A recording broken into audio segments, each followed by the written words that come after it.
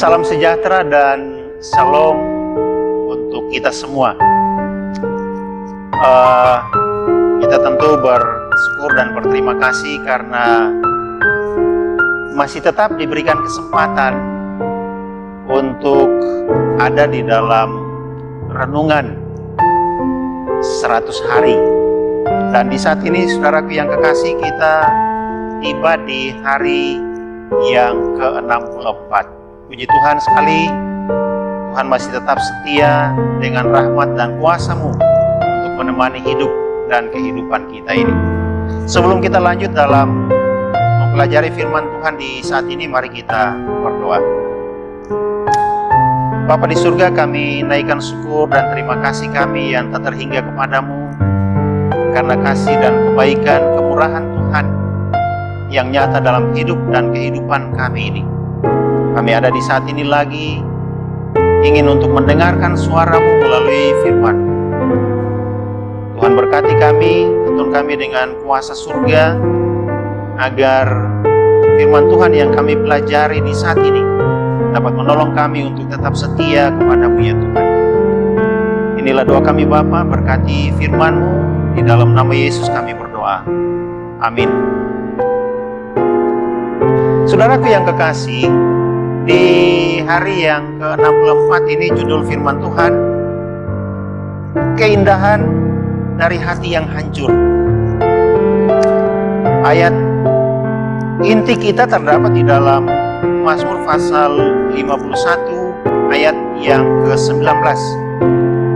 Bunyi firman Tuhan sebagai berikut.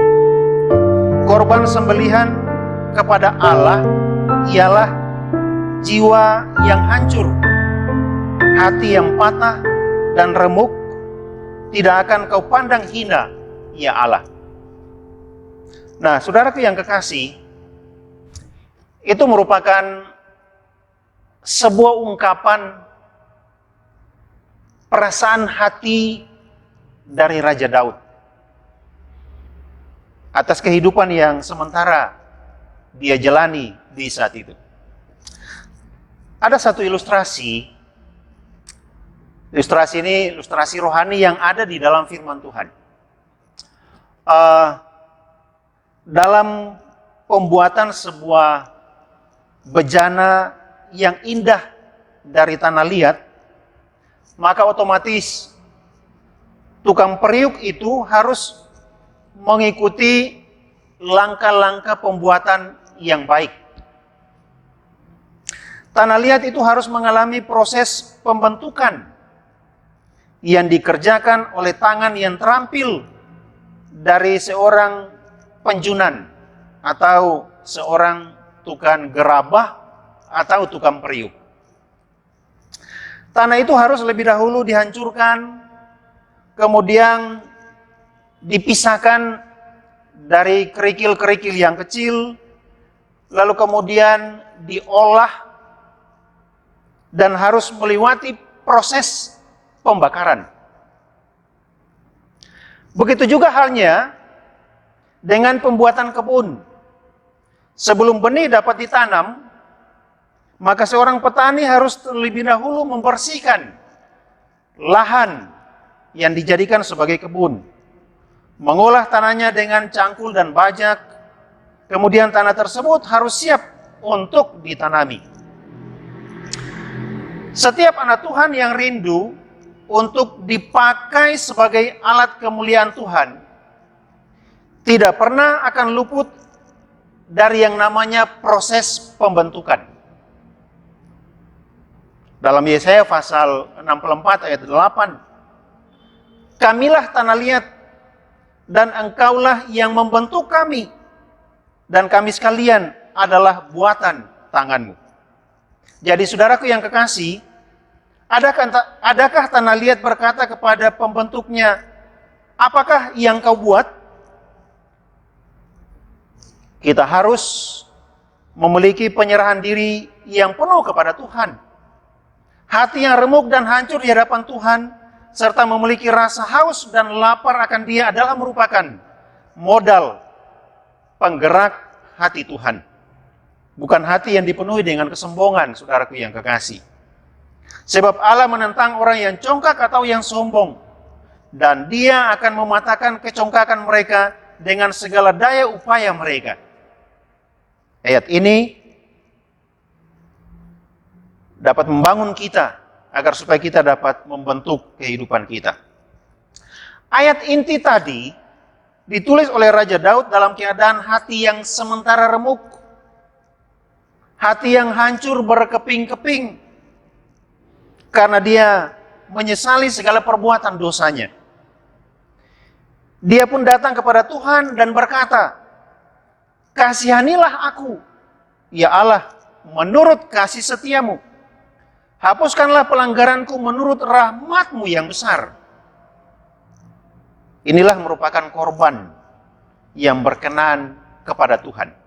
Ketika kita sadar akan hidup dan kehidupan kita ini. Tidak ada yang lebih berharga di mata Tuhan kecuali hati yang hancur dan sebuah pertobatan yang kita tunjukkan.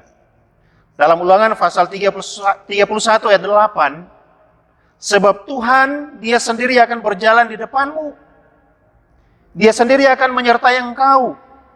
Dia tidak akan membiarkan engkau dan tidak akan meninggalkan engkau. Janganlah takut dan janganlah patah hati. Penguatan yang Tuhan berikan kepada saudara dan saya. Karena dalam menghadapi hidup ini terlalu sulit. Dan terkadang kita dihanyutkan dengan berbagai hal. Ada begitu banyak orang Kristen yang datang kepada Tuhan dalam hal berdoa tanpa pernah merasakan hati yang hancur. Doa yang dinaikkan tidak lahir dari lubuk hatinya yang paling dalam. Dan itulah kita manusia.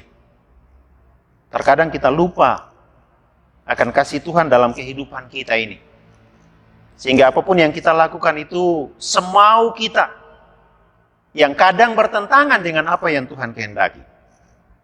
Kutipan dari buku Kebahagiaan Sejati, halaman 71 dan 72, mengatakan, "Itulah sebabnya tak satu pun dalam diri kita sendiri yang dapat disombongkan. Kita tidak mempunyai alasan untuk mengagung-agungkan diri sendiri. Satu-satunya dasar pengharapan kita ialah kebenaran Kristus yang dihisapkan kepada kita, yang ditempa oleh Roh Kudus-Nya, yang bekerja di dalam dan melalui kita." Jadi jelas, saudaraku yang kekasih, kita manusia ini tidak ada apa-apanya. Tapi terkadang yang kita munculkan adalah sifat kesombongan atau kecongkakan kita yang ditantang oleh Tuhan. Tapi bagaimanakah dengan kehidupan kita? Ketika kita datang dengan hati yang hancur, maka itulah yang berterima di hadapan Tuhan. Karena kita sadar akan keberadaan kehidupan kita. Dan hasil akhir dari sebuah kehancuran yang Tuhan kehendaki adalah kita mau mengalami suatu perubahan, bertobat. Dan ketika kita bertobat, Tuhan menerima kita di hadapan hadirat kudus-Nya. Tuhan memberkati kita dengan firman-Nya di saat ini, menolong kita agar supaya kita tetap ada bersama Tuhan dan melakukan yang terbaik dengan hidup ini yang Tuhan kehendaki. Amin. Saudaraku yang Tuhan Yesus berkati, mengakhiri renungan kita di saat ini, mari kita berdoa. Ketika kami boleh menikmati berkat Tuhan lewat firman-Mu di saat ini, sebagai manusia kami menyadari sungguh bahwa ada begitu banyak kelemahan dan kekurangan kami. Tetapi firman-Mu di saat ini Tuhan akan dapat menuntun kami untuk melakukan yang terbaik dengan hidup ini. Dengan segala keberadaan kehidupan kami, dengan segala kehancuran, dengan segala kehidupan yang terkadang mendukacitakan hati Tuhan. Kami mau datang kepadamu ya Tuhan. Kami mau mohon keampunan daripadamu. Dan kiranya kuasa Tuhan akan memulihkan, membentuk kehidupan kami ini, sehingga menjadi lebih baik dan berkenan kepada Tuhan, sehingga berkat-berkat-Mu kami selalu nikmati dalam hidup ini. Berkati semua umat-Mu di mana saja berada, baik di rumah ataupun di mana tempat di mana mereka boleh menikmati kehidupan mereka. Tuhan berkati mereka masing-masing dengan kehidupan yang mereka jalani, pekerjaan, tugas tanggung jawab yang mereka laksanakan. Berkat surga dari Tuhan kiranya dapat menjadi bagian mereka sehingga nama Tuhan selalu dipuji dan dipermuliakan.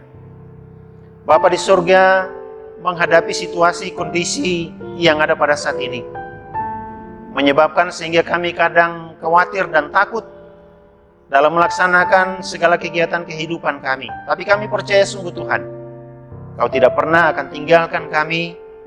Berkat-berkat-Mu senantiasa dapat kami nikmati dalam setiap kehidupan kami masing-masing. Sehingga lewat berkat itu kami dapat melanjutkan hidup kami. Kami dapat menjadi berkat bagi sesama kami, menjadi mitra Tuhan untuk menyelesaikan pekerjaan-Mu. Dan nama Tuhan selalu dipermuliakan.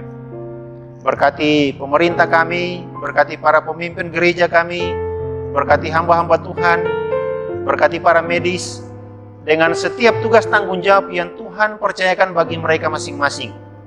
Hikmat, kebijaksanaan, akal budi, kekuatan, kemampuan Tuhan tambahkan, sehingga semua yang mereka lakukan untuk hormat dan kemuliaan bagi nama Tuhan sajalah. Allah di surga, Tuhan yang penuh kasih, berkati kami dalam renungan kami untuk waktu-waktu yang akan datang. Kiranya kami selalu hadir bersama Tuhan dan menikmati sukacita bersama dengan Engkau di hadapan hadirat. Terpujilah nama-Mu ya Bapa, inilah doa kami. Mengampuni salah dan dosa kami, oh Tuhan. Dalam nama Yesus kami sudah berdoa. Amin. Baik saudaraku yang kekasih, terima kasih karena boleh bersama-sama di saat ini, dan kiranya Tuhan tetap menolong dan memberkati kita semua. Shalom.